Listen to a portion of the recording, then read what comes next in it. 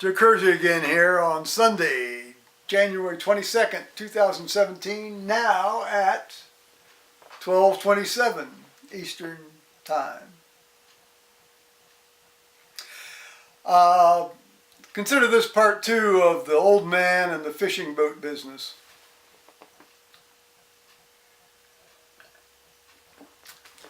Now, obviously that story's based on the call of James and John and their father Zebedee, watching them scamper off away after just, come follow me, and then off they go. And I always thought, how the heck did Zebedee feel about all of this, Here he is, sort of making a living, and and actually some people seem to think maybe he and James and John and Peter and Andrew were all sort of in a combined business venture on the Sea of Galilee, the Lake of Gennesaret.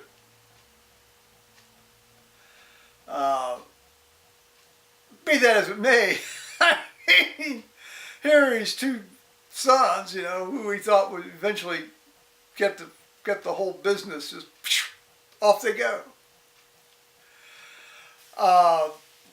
Another thing that got me thinking about it some more was the story that our previous rector told about a fellow in a place that he had previously been priesting or whatever that's called. And he was conducting a Bible study, when these accounts were read. And there was an older guy in the group who ran a successful lumber business in this particular town.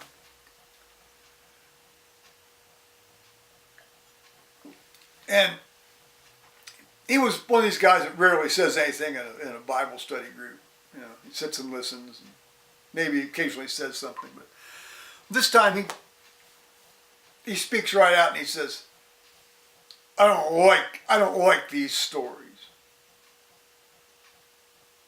It turns out he had two sons that were working with him in the lumber business, and within the space of a couple of years they both left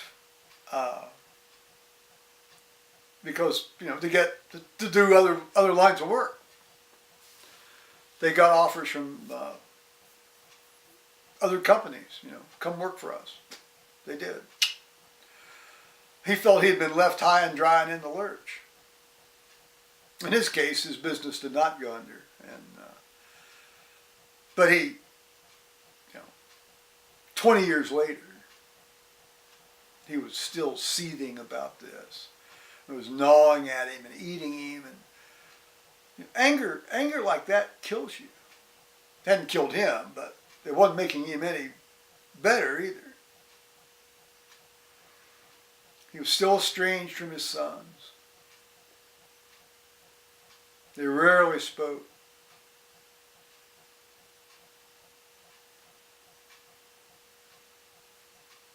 Zebedee, huh? Zebedee too.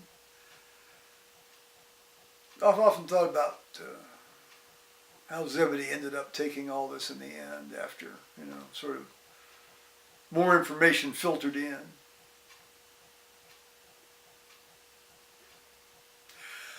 And so I was, now while our rector didn't preach on that specific aspect of the Matthew 4 account today,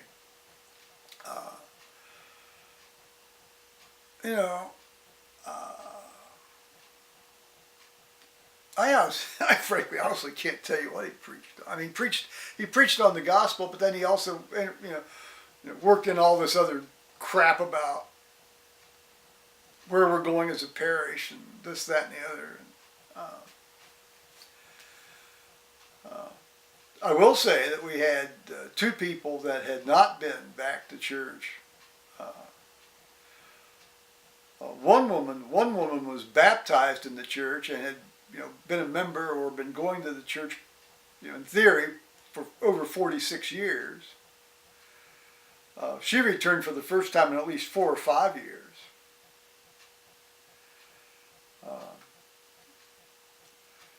And talking to some people afterwards, they say, well, people, the folks that rarely come back, they keep the uniform thing. They say that,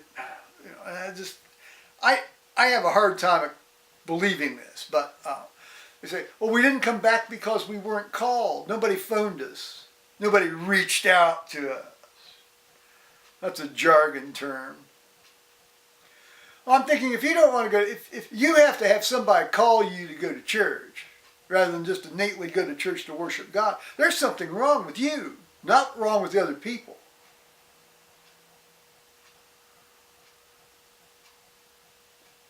Admittedly, everybody likes to be kissed. I understand that. But I know my mind works differently than most other people's. I know that. I'm not saying that line of thought about, oh, I gotta be called, invited to go. I mean, shit, if you've been going to a church for 46 years and all of a sudden stop going, and then you want to be asked back? Work it out, I know I'm an outlier on that. Well, so looking forward to the 3 o'clock Sunday Skype with Tony Pincham in Worksop, UK. And maybe Tony BZ from Seattle will chime in. I guess he attended one of these anti-Trump hoo-has in Seattle yesterday. Or at least he said, that's what he said he was going to do in an email he sent to me early yesterday morning. So we'll have to see about how that all worked out. So, hope these guys don't get hurt on that fishing boat. God, that looks just like god awful work, doesn't it? I'm going to say bye-bye, YouTubers. Alrighty.